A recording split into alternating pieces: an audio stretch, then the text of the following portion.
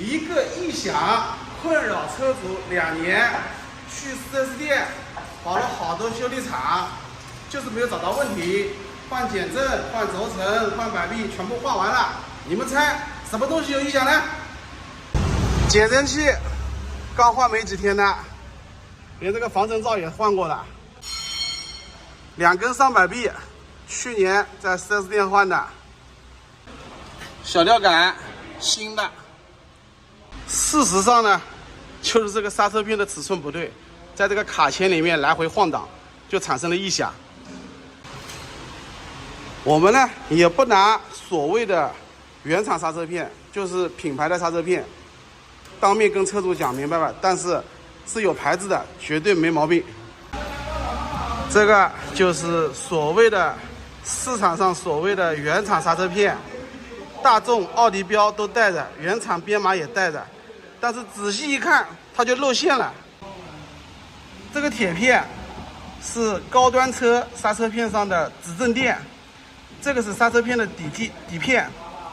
指正片跟底片之间是用胶粘合的。那么你们看一下这个胶，看到没有？德国原装的刹车片，这个胶会是这个样子的吗？其实呢，就是这个卡子跟这个钩子尺寸跟形状不对，导致这个刹车片在刹车卡钳里面来回这样子晃动，过个不平路面就这样晃动，从而产生了那种异响。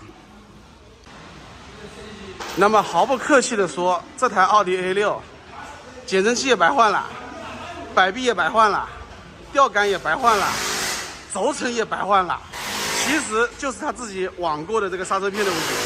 所以说购买网购配件的这个坑啊，一定要注意，那种打着原厂的，价格又贼便宜的，你以为占了便宜的，其实都是坑。你自己去想好了，100多块钱就能够买到奥迪的原装刹车片，这怎么可能呢？是不是？好了啊，兄弟，下次买网购配件的时候，眼睛要放亮一点。